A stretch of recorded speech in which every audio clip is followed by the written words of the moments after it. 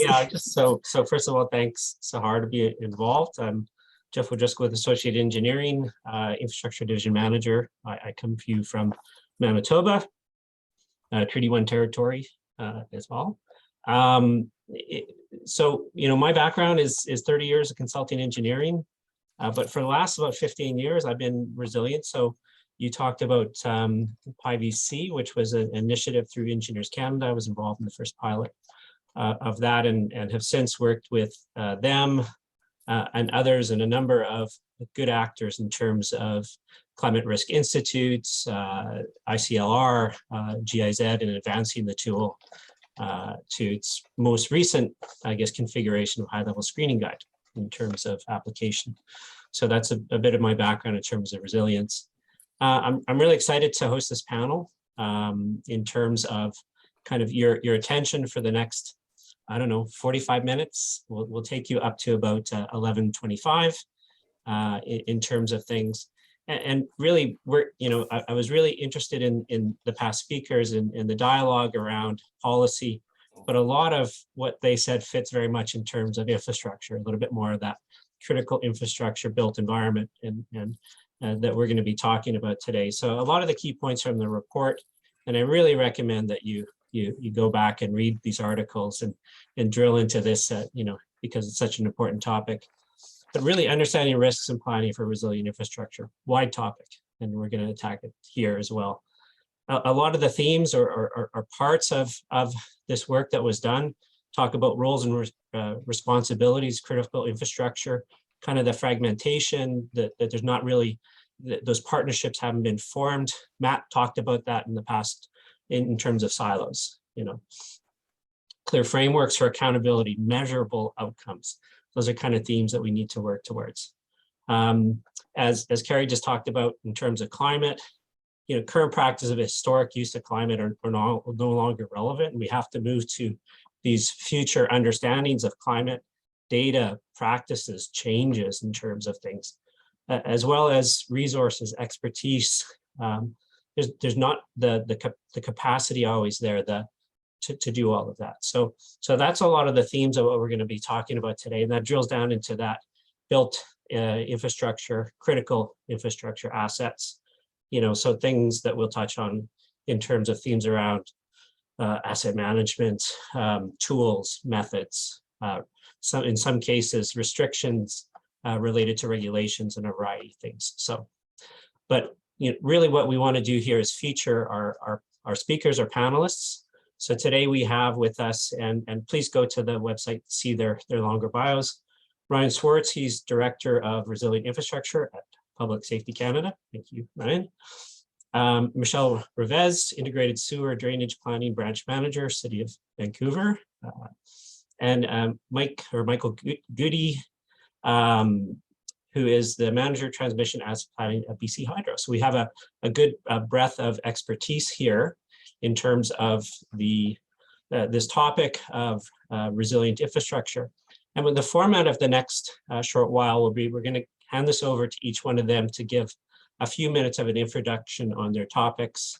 And then we're going to break away and look at the chat, as well as go through and try to ask some questions and try to get some input. If we have the opportunity and time is on our side, which it can or cannot be, depends on how good we are, we'll introduce a few questions from our attendees as well. So with that, I'm going to now pass it over to Ryan, and then to Michelle, and then to Mike to do their introductions. So Ryan. Great. Thank you, Jeff, for that introduction. Much appreciated. I'm happy to be joining you, and would like to acknowledge that I'm joining from the unceded territories of the Algonquin Anishinaabe people, also known as Ottawa. So I am gratefully living, working, and learning here.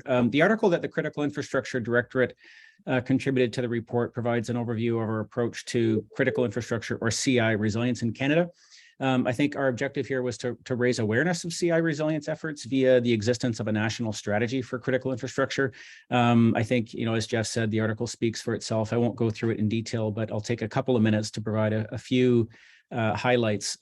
So number one, yes, we have a national strategy for CI. A lot of people didn't know that. We do. It was released in 2009. It was endorsed by federal, provincial, and territorial ministers responsible for emergency management. It set out a broad definition of critical infrastructure in Canada and established 10 sectors. And the strategy itself is based on 3 strategic objectives of number one, building partnerships, sharing and protecting information, and taking an all hazards risk management approach. To support the implementation of the strategy, there have been a series of, a successive number of action plans that kind of run on 3-year cycles, laying out specific deliverables, principally for Public Safety Canada. We're on our 4th action plan at the moment, which covers the 2021 to 2023 timeframe. And that includes a deliverable to renew the national strategy, working with provincial and territorial partners and private sector partners as well. And I'll touch on that in a couple of minutes, or a couple of seconds, I should say. The article also speaks to some of our programs, namely our resilience assessment programs, which cover all 10 CI sectors, including water and wastewater, and energy and utility facilities. And I point to those because of my co-panelists here today, who you'll hear from shortly. In the context of CI resilience, the article focuses on the importance of collaboration, highlights alignment with disaster risk reduction initiatives, including the Sendai framework. It touches on topical issues, including supply chain disruptions from various domestic and international sources, ransomware, highlighting that nexus between cybersecurity and CI resilience. On our strategy renewal, we're looking at that through the lens of 4 drivers of change. The first being changing security threats, namely an altered geopolitical landscape. Russia-Ukraine situation is a good example of that.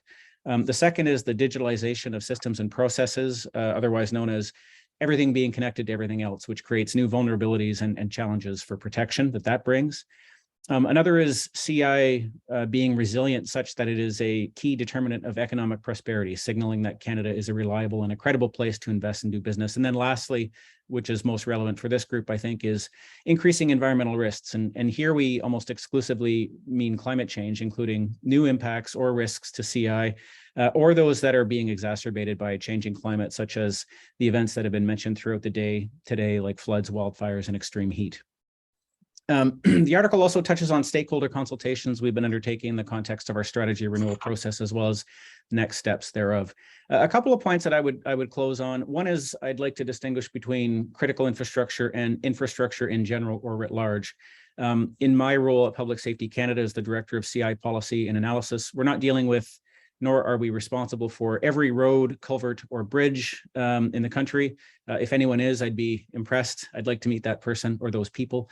Rather, we're looking at those assets or systems that are vital for the safety, security, and overall well-being of our economy and society.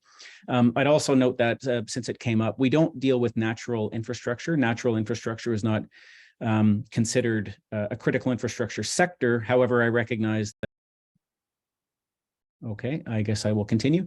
My other closing point is that our approach to, I thought I was the only one that heard that, Jeff. Is that someone? It's like one of those recalculate. Yeah, that's what it was. My navigation's turned off. So the other closing point is that our approach to CI resilience has not yet deliberately addressed future climate change impacts and adaptation issues.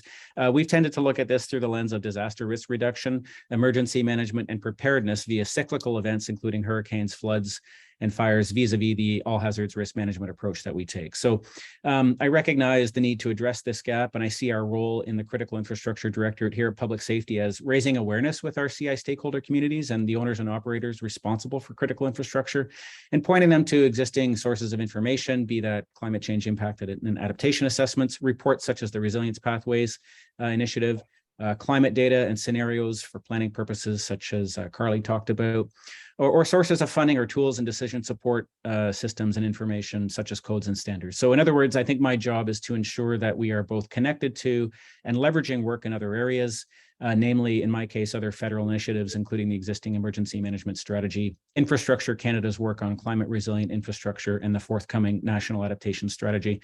And I think that Matt Godso and others have talked to some of those things. So I'll stop there, Jeff, and I look forward to discussion. Thanks very much. Yeah, no, very good. Okay, thanks, Ryan. And so Michelle, if you, I know you had a couple of slides you wanted to introduce here.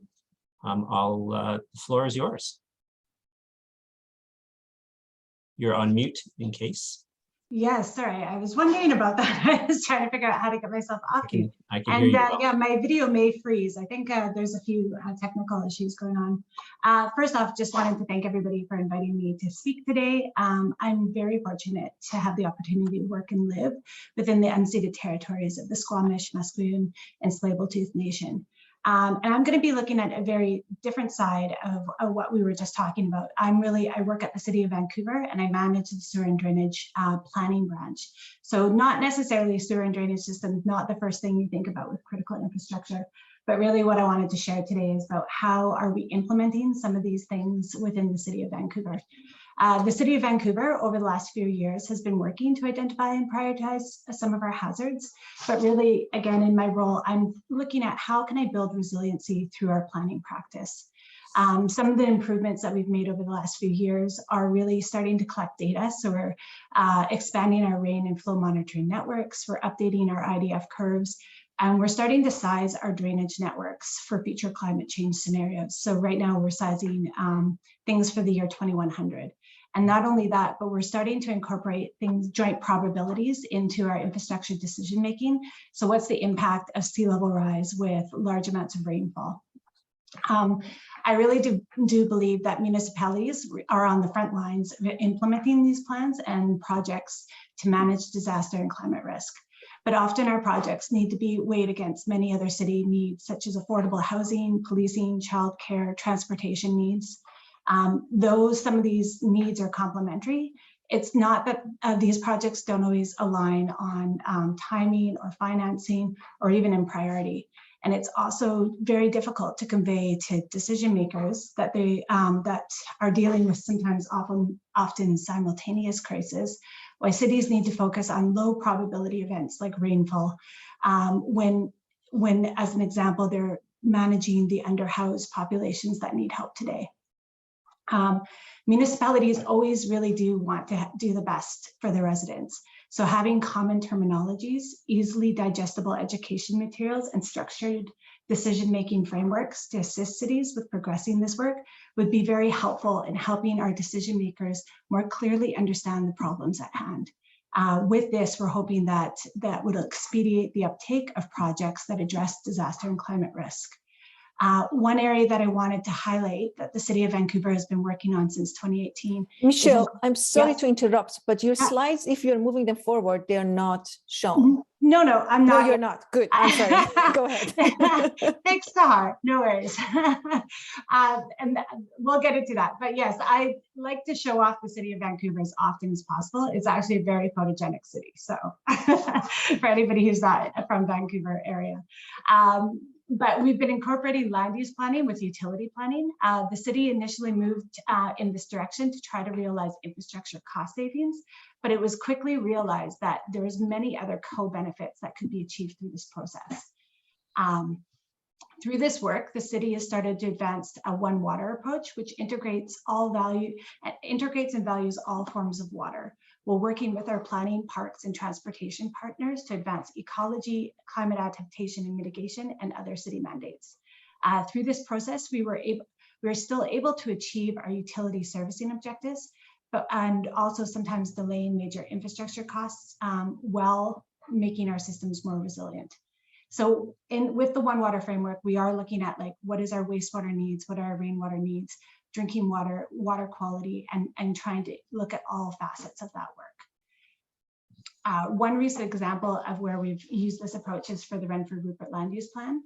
The study area is in the east side of Vancouver, which includes the Renfrew Rupert SkyTrain stations and is home to one of Vancouver's last remaining salmon-bearing streams, which is Still Creek. Still Creek has a floodplain like many other creeks, which is highlighted in the purple. And what we've found is that under different climate scenarios, the floodplain may expand or deepen under different climate scenarios. So us working directly with planning to understand how land use, buildings, and public realm could be impacted has really allowed the teams to embed climate and disaster resiliency directly into the plans.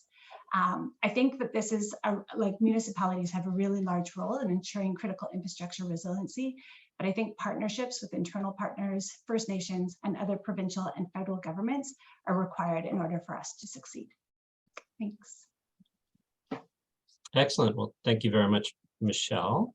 I think just one point is, after we hear from Mike in a second here, feel free to populate a couple of questions into the chat if you have any questions around this topic for the team. We'll try to bring those up as you listen as well. So next over to Mike. Feel free to give us some initial thoughts, Mike. Yeah, great. Thank you very much, Jeff. And thanks everyone for inviting me today. As with Michelle, I join you today from the unceded territories of the Squamish, Musqueam, and Tsleil-Waututh. So my name is Mike Guité. I'm the manager of transmission asset planning at BCHydro. BCHydro's contribution to the report provides background into the efforts we've made for climate change adaptation and resiliency, and reflect BCHydro's asset management approach to its integrated planning. And when I say integrated, I'm referring to all aspects of that planning, from generation through our stations and transmission and distribution out to the customers. And it's a fairly intensive team, fairly large, who look at all these aspects across BCHydro's system. Our planning team looks at the configuration of the system to meet the future needs, and also for managing the sustainment of existing assets. And that includes also some aspects of our emergency response planning, and for addressing adaptation initiatives.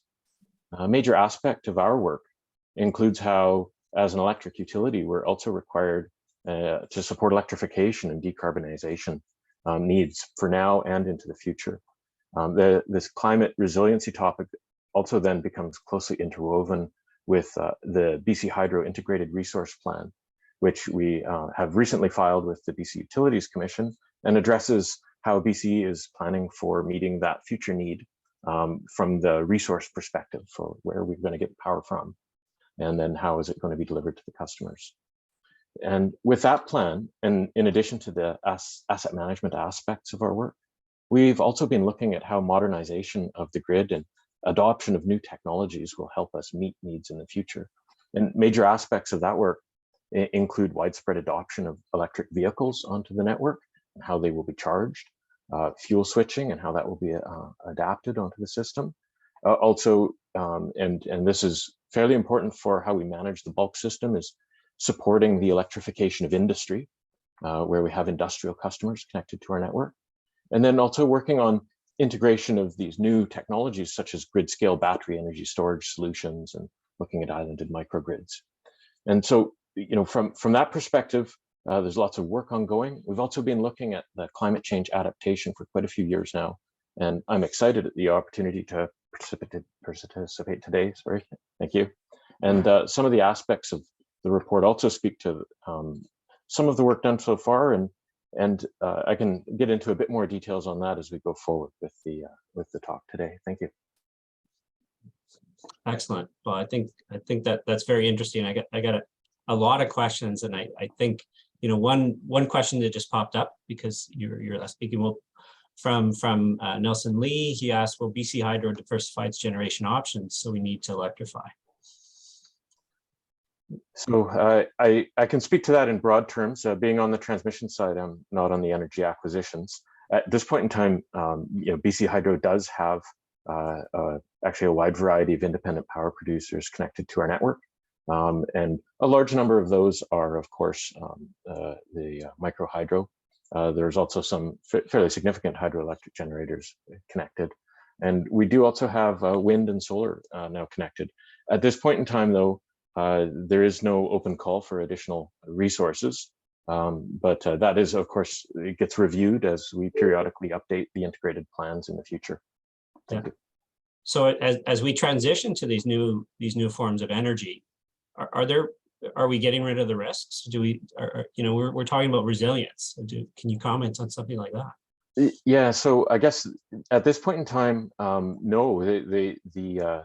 We base our integrated planning on our load forecast, and our load forecast is increasing over time because of the adoption of new technologies. And that means a big part of our work is sustaining our existing infrastructure, sustaining our existing heritage assets that BCHydro owns and operates today. So it's a big part of our resiliency is also tied directly to our asset management. And so that's the framework that helps us in planning for the full life cycle of our infrastructure. and helps us make the management decisions for all aspects of that life cycle and adjust our plans over time. And you know, that I guess maybe if I can, I'll expand on that, because you know, a major consideration for us, it becomes that asset management decision of striking the right balance in terms of our investments into the infrastructure versus our costs to the ratepayer. And this is like very important for us to consider, and it impacts all our customers. And it's very important for our shareholder, the government of BC, the people of BC, and our regulator. So this is something that is the challenge that we run into every time we do the planning cycle, and so it's an annual discussion topic for us. In terms of you know, aspects of our climate change, and especially when we talk about things like flood protection, protection from extreme weather events, a big aspect of that has to do with the health of our existing assets as well. So how well will they perform when they're met with adverse conditions, and what can we do to ensure that they can withstand the events that are coming up? So for example, right now, we've just come out of an extremely dry spell, and that means we have trees all over the province that are extremely stressed. And similar to 2015, if we have very intense wind and rainstorms, and the intensity based on the Pacific Climate Consortium's presentation from a few minutes ago, if that intensity is high, what will happen is the combination of that extreme event with the stressed conditions of the forest means that we're going to see more outages due to vegetation. And so one of the ways we've been looking to address that is in increasing the work we're doing on vegetation management on the rights of way, and looking at hazard trees adjacent to the lines to try and remove them. And also in looking at the health of our assets, so that you know, structures that say could be at risk of debris flow or landslide have had the appropriate civil protective measures applied to them so that they can withstand the extreme events. Yeah, very, very interesting, because I know that resonates. I've been involved, or fortunate to be involved with a few resilience assessments of Metro Van's infrastructure, and definitely wind is a huge issue. Wind loves to, you know, knock trees over power lines, and lift stations don't work and things like that. So it really is an important piece. Michelle, does any of that resonate for you in terms of how you plan, approach, and how do you think you could be more resilient as a city in terms of things? Does decision making come into play? Oh, I think decision making always comes into play, even too about what information is even brought up to the decision makers a lot of times, right? Sometimes staff, and making sure that they're empowered to make sure that decision makers have all the information is always can be a barrier as well. And something that I kind of really related to is what's the impact on our ratepayers or our residents, right? That always comes, especially, you know, in the city of Vancouver with affordability, that's always a big concern for us as well. What can we, are we building a city that people can afford to live in? And how do we adapt through time? And, you know, these are really hard conversations, especially when you're talking about adaptation or retreat and those components as well. These are, you know, hard conversations, because this is, you know, we're changing the reality of our constituents. I also kind of thought about too with wind, like storm surge for us in the city of Vancouver is a huge factor.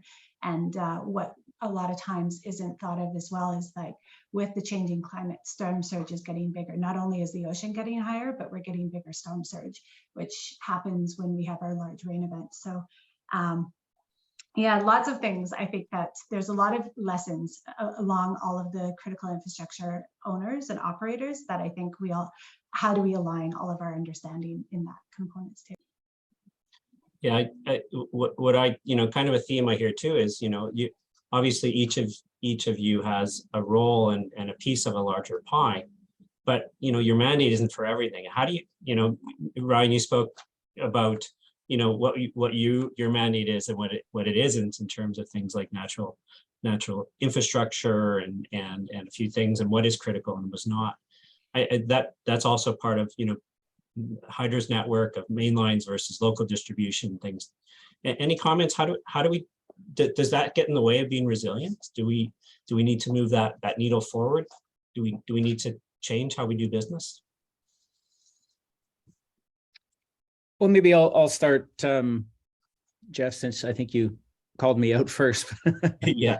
But I mean, overall, I would say yes. I mean, in the sense of our approach to critical infrastructure resilience in Canada at a federal or national level, we have never prioritized certain critical infrastructure over another. And that's because the approach that we've set out in our national strategy is a voluntary one. It's based on, principles of collaboration and building partnerships. We've not sort of picked favorites and said that, oh, the energy and utilities sector is way more important than the water and wastewater sector or the manufacturing sector.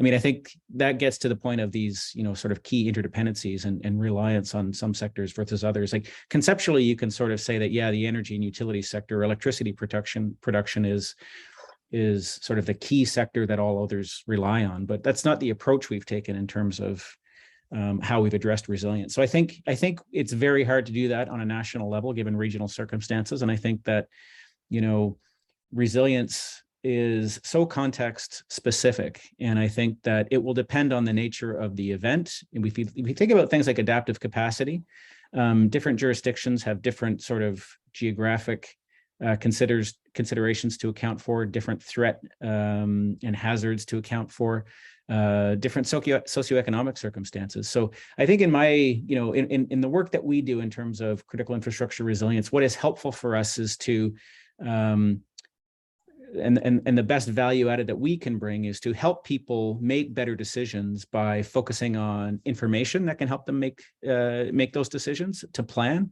knowing what the risks are, and coming up with methodologies to help people prioritize or assess criticality so that we can focus on those areas that are of key significance with some of the greatest interdependencies. So methodologies or approaches for identifying criticality, recognizing that not everything is created equal and things will be have a different set of criticality or different criticality function in different events, I think is what we would say. So long way of saying, yes, we need to change how we do things. Okay. Michael, any thoughts on that? Yeah, I think I'll add to that just in terms of like what the definition of criticality is becomes quite important for our decision making. On the transmission side, we have several different levels that we look at. And at the highest level, the criticality that I'm actually mandated to follow through BCUC order is looking at the criticality of our bulk system. So when we plan the backbone of BCHydro system, so to speak, so that's the high voltage and extra high voltage lines, we're managing that to a higher level than, say, the distribution networks. And then that's not to say the distribution networks aren't important. And part of our chapter that we added into the report speaks to one particular challenge for climate change adaptation in the future, which is how we address radial lines. So these are single feeds out to communities, oftentimes remote, could be distribution or transmission. And when there's an outage on that single line, there's an outage to the whole community. And I'd like to address a question that I see in the chat from Patrick Mitchell. The question is there any plan towards building more islanding capability within our distribution grid so that power can stay on that are not where they're not in the direct impact zone? And so there is some work being done towards looking at islanded microgrid. And we actually do have a couple examples in the province today where we have islanding capability, but it's a technical challenge. So a big part of that technical challenge is that when we have an outage on the integrated system, it's a disturbance. There's protection that's engineered into the system that separates portions of the system and ensures that the grid remains stable and that we don't have a cascading collapse. For the island, they have to be able to support voltage and frequency control and the ability to restart the generators. And in a lot of cases where there's local generation, that might not be possible. Or if it is possible, there might be some significant investments required. And then there's another aspect to consider, which is for our crews to not have dangerous infeed back onto the lines so that the crews know that the equipment's de-energized so they can safely work on it and restore power.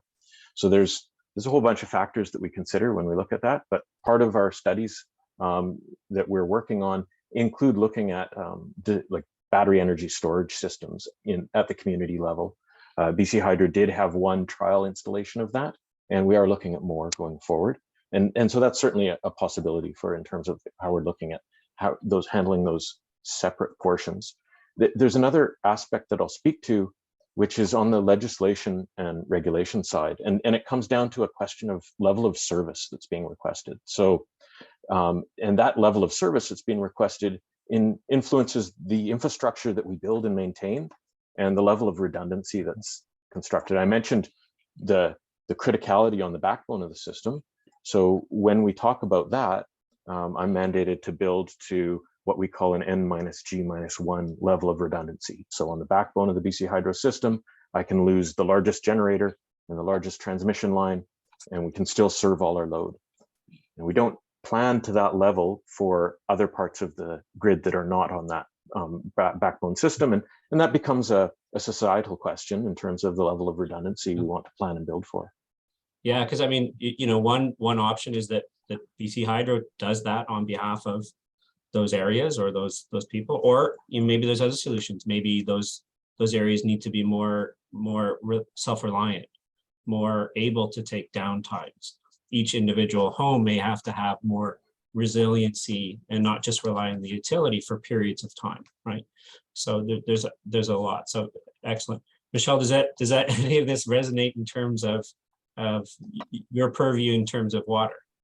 Definitely. I was going to say too, back to even the criticality question too. It's like, does your criticality align with all your partners too? Because that's, I think, one of the things as well is like what might be critical for the city of Vancouver, it might not be critical for BCHydro, it might not be critical for. And so I think that sometimes those hard conversations about trade-offs and being transparent about what are the trade-offs that we're giving and making sure everybody's aware of that. But I definitely perked to the idea of level of service, because working with drainage system, people are used to not getting their feet wet and things like that. And like level of service is changing, and are we willing to pay to have things remain the normal, or are we okay with letting things change over time? And so I definitely think level of service and how do our systems perform is going to be one of the areas where we can potentially dampen some of this impact and kind of work our way into this adaptation. So I'll pass it to Ryan. Yeah, Ryan.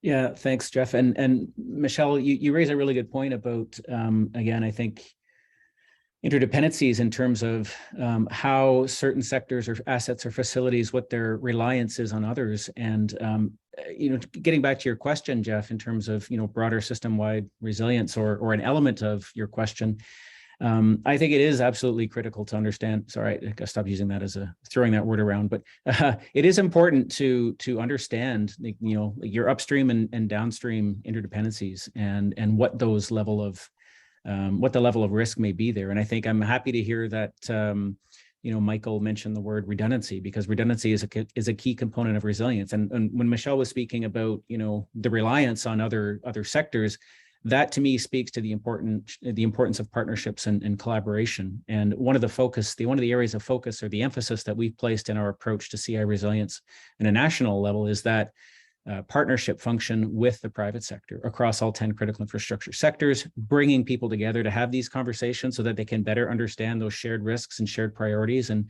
kind of common approaches to addressing things. This was a really helpful. And so the specific example I'll use is our National Cross-Sector Forum. And actually, we had our first in-person National Cross-Sector Forum, or NCSF meeting yesterday here in Ottawa, where we had representatives of all 10 CI sectors. It was co-chaired by the Deputy Minister of Public Safety Canada and Francis Bradley, who, Michael, you will know is the President and CEO of Electricity Canada, formerly the Canadian Electricity Association. This is a really one great way, not the only way, but one good way to bring different sectors together to talk about some issues that affect everyone, such that we can share information, share lessons learned, and come up with sort of common approaches to some of these shared challenges. And I think that we can't, as someone who is a former colleague of mine who was on the panel today, or a speaker or contributed to this report, said to me at one point in time, like, don't underestimate the glue that holds everything together, because that partnership and collaboration function is sort of the key to ensure that people talk to each other. And I think that's the essence of what you were saying, Michelle, is like, talk to people to understand what it is that you're facing and what your challenges are. And I totally agree with you. It has to be honest and transparent. Otherwise, the system is more brittle than I think it would be otherwise. So thanks for that opportunity, Jeff. Yeah, no problem. I think it's such an important point. And I think, you talk about those interdependencies, but jurisdiction control matters so much, because, I was involved in Surrey's coastal flooding study with Matt Osler, who's one of the authors of one of the sections. And really, I mean, all of that infrastructure, highways and power and Metrovan utilities and all that reside through their municipality, but they don't have control of that. Yeah, they have this huge problem of sea level inundation, in this mud bay area, but really they had to somewhat engage partners to come in to understand the common problem, so they can have with common solutions. Does everyone get together and do certain things? So that's very important. So I think jurisdiction matters, partnering matters. Does anybody have any thoughts on partnering?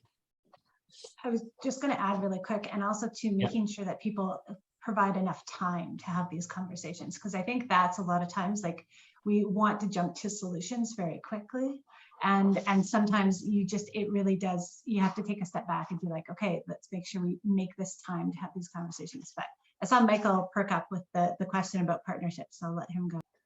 Thank you, Michelle. So I think I've got an aspect of this that I'll build off of what both Ryan and Jeff were talking about. And Ryan, I'm glad you mentioned the Canadian CEA, now Electricity Canada. Their work is also considering some work being done at the national level through the, I believe it's called the Net Zero Advisory Body. And they're working to look at ways to strengthen our interties between provinces on the electric transmission side of things. And so, for those of you who don't know, BC is intertied to Alberta. We have one 500 kV line and three 138 kV lines connecting to various points in Alberta. And that is, from a transmission perspective, fairly robust intertie, but by no means is it as good as it could be.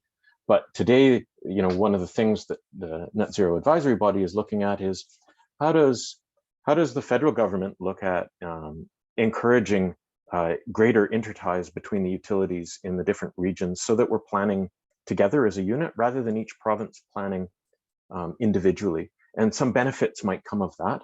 The trouble today is in the policy framework, in the market framework that we exist in as utilities that are provincially mandated. We don't have the framework in place that correctly signals the market to construct that. So what that looks like is I don't have a justification, and neither does Alberta, to build more interties today. And so the policy discussion and that the CEA is working on, Electricity Canada is working on with the federal government, is looking at how to improve that, because there could be some benefits that come with that.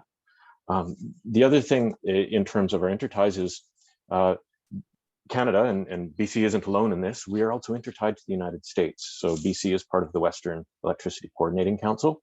And Jeff, what you mentioned in terms of that corridor through South Surrey is part of our Path 3 to the United States. And so we've got several major transmission lines that run through that corridor.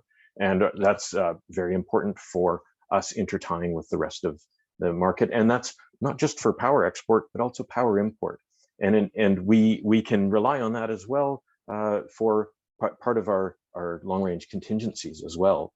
If in the event that we have, say, an ice storm, knock out multiple transmission lines through the coast mountains, we end up relying on that import capability of those lines for that emergency period until we can get our system restored.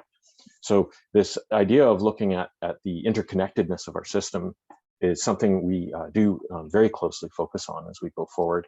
And we have relationships both with our neighbors to the south in the US and to Alberta, but also to the other service territories within BC. So for example, with Fortis BC, they have a service territory through the South Interior, Okanagan, and the West Kootenays. And so this is something that is a kind of ongoing discussion. Excellent, excellent. So I in a few minutes, I'm going to have you kind of close with some remarks, give you a minute or whatever. Hopefully some of this, what we talked about is how do we reimagine things? How do we move forward? How do we go from where we are to become more resilient? How do we reduce this and understand those risks and a few things? Where would you see areas to focus and prioritize moving forward? Michelle? Myself personally, I always like, well, I'm an engineer through and through. I always like to go back to the data and making sure that we're understanding what is the problem that we're trying to fix. What are we, how do we move forward? But when I'm thinking about how I reimagine the future, I really do think about how do we create these relationships, not just within our own industry, but across industries. And I really like the comment about how are we addressing equity, right? What does equity mean within for my servicing versus somebody else, right? Like I worry about people's basements getting flooded more than necessarily access to green space. But how can we kind of make those combinations of equity together to create a better solution that might also bring in resiliency? So when I really think we're reimagining, trying to have that hopeful component to it is really about how do we build these really succinct partnerships to try to make us all move forward and do it based on data. Data decisions are, they're a lot easier to bring up to our decision makers. They're a lot easier to tell the public about. I love the information about how climate change is happening. I think that's the type of stuff that really educates the public to really helping push us to try to do better. And so that's where, if I'm imagining the future, that's where I want us to go. Yeah, I think it's so important. Information, I know I've been completing resilience assessments for about 15 years. And, the first assessment I did, it was in a water system for Portage la Prairie, Manitoba for the first PIVC assessment. And that involved, a study for X amount, but an equal amount of resources put into the climate modeling through Arenas out of Quebec. That information 15 years ago is now one click away at PKIC or Climate Atlas for free, and probably to a higher precision confidence level. So we've come a long way in terms of 15 years. So, where can we go in the next 15 years? How do we start to use those tools, incorporate them into the practices? Any comments on that, Ryan? Yeah, I think that I think you sort of hit the nail on the head there, Jeff. I mean, speaking of resilience assessments, I mean, that's one of the main functions of my team currently now. We do critical infrastructure impact and resilience assessments for both a physical and a cybersecurity perspective, but recognizing that the focus on physical impacts today, I think that we should be making better use of that information. As you say, it is more freely available. Look to the future. The old adage that probably 20 people will say today, if they haven't already, is the past is no longer a good guide to the future.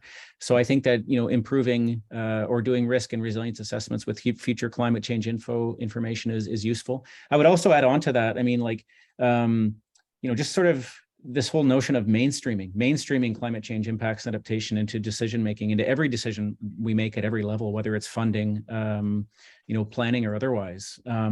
Make sure it's included in your business continuity planning and plans.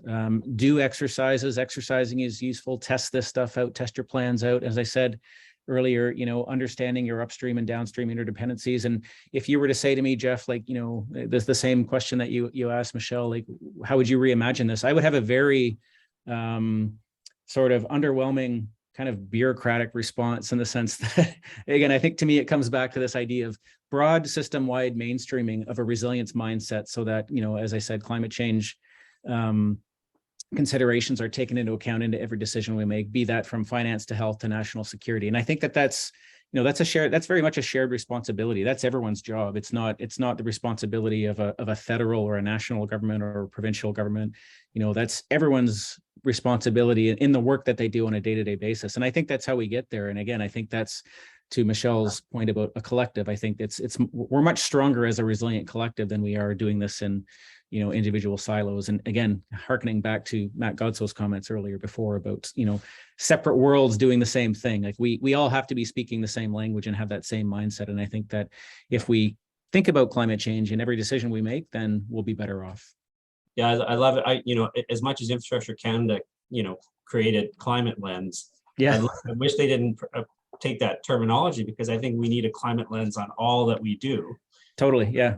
I don't think they've trademarked it, Jeff. So it's still Okay, out there for use. I would say we that's will bring it public back. info. Just, you can mark the time today. That's where we There you go. we took it back. Yeah. So I'm going to give you each other maybe 20, 30 seconds for some final statements. Michael, any final thoughts? Anything on how do we reimagine? How do we move this needle forward for resilience? Yeah, thanks, Jeff. I think I'll carry on from what Michelle was talking about, and just in terms of specifically to my world, as part of our work, we do go back to the data for building our future plan. We build it off our system modeling, off the load growth, off what we're projecting in BCHydro's load forecast. And we look at our technical studies. These are like power system studies that drive our future projects on the system. So that coupled with our asset management becomes critical in moving forward. Although I do also think that local resiliency becomes that very important aspect to consider, and that gets driven by, I think, everyone. And with new technologies, this is becoming more accessible over time, more affordable. I think as well in this regard, there isn't a one-size-fits-all solution. So we're very much, the historical model was, a big utility, big generator, big systems to serve load alone. And I think that's going to diversify as we go forward. And so there's in the future going to be a whole mosaic of solutions that are tailored for the specific situation and needs. And then the last piece is that, part of our resiliency, our ability to withstand the change, is also closely coupled with the emergency management. And I missed the session this morning. I was unable to join, but that emergency response planning becomes a big part of how we are able to absorb change and recover from it and move forward into the future. Yeah, excellent. I got 1,000 things to add, but over to you, to Michelle. I'm still, I guess, still reimagining. The other area that I wanted to bring up too is just also too, how do we get, I think a big part that's missing too is educating the public on resiliency and making sure that they are also our partners through this, because I do think having them, bringing that having that educational material brought down and having them actually push these things and help us drive that, I think is a huge area that we haven't necessarily tapped. Like a lot of times, I would say engineers have done us a disservice by hiding a lot of, our utilities and a lot of the things that we're making our cities and our towns run. And I think now we're at a point of reckoning where we have to kind of be like, hey, this is how your water system has been functioning. Now it's at risk. I think we have to kind of bring back that knowledge to the people to help them make choices. I also think that we also have to really start re-examining our own understanding of things and be curious about how can we think of different and new solutions. For instance, with our drainage system, we're incorporating green and gray infrastructure together because we need to, in order to make our system more redundant, resilient, and it has so many co-benefits, and including cost savings.